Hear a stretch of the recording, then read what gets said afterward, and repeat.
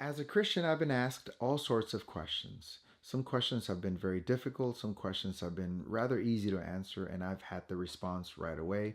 In some circumstances, I've had to think through it a little bit further. I've had to maybe research a little bit more to get them a clear answer. And sometimes your objections can be a little bit tough to answer.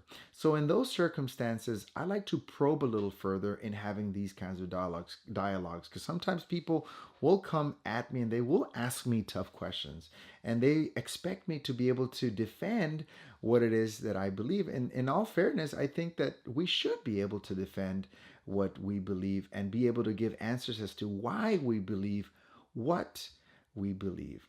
And in those difficult circumstances, in those difficult times when people ask tough questions or they have tough objections to my belief, I like to use three questions to be able to maneuver through my conversation.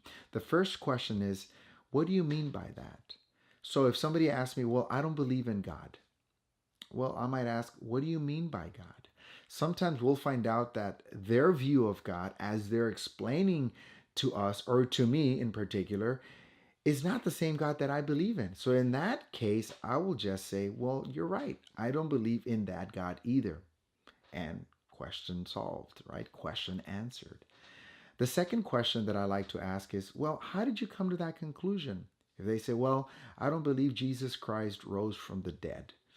I don't believe the Bible is true. I believe the Bible is full of errors. Well, we can always probe and ask, well, how did you come to that conclusion? How do you know that the Bible is filled with errors? How do you know that Jesus Christ didn't exist? And so you can probe a little bit further, and you'll probably find out that most people haven't really thought through what it is that they believe, and they're even going to have a little bit difficulty answering these questions themselves.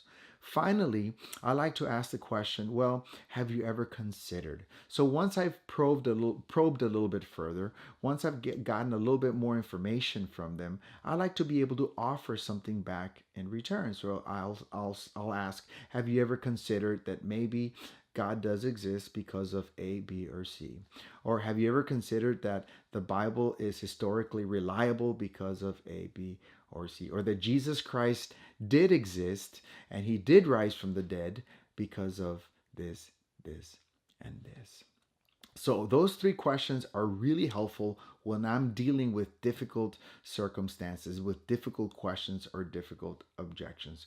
If you want to go a little bit further into these kinds of questions and finding out how you can also maneuver through these difficult questions or objections, there's a great book out there by Greg Koukl called Tactics, and I highly recommend that book to any Christian to be able to answer some of these difficult and tough questions and objections that people might have. It's only fair. They're asking the question, and I think that we as Christians should be able to respond in a way that's appropriate and adequate. And hopefully, if that person is truly seeking the truth, that maybe they'll be convinced, or at least it'll give them something to think about. As Greg Koukl sometimes says, we want to put a stone in their shoe so that at least they can think about what it is that we're saying, and God and through the Holy Spirit will do its work. So hopefully this has helped, and if it has, God bless, and go out and get that book, Tactics by Greg Koukl. God bless you.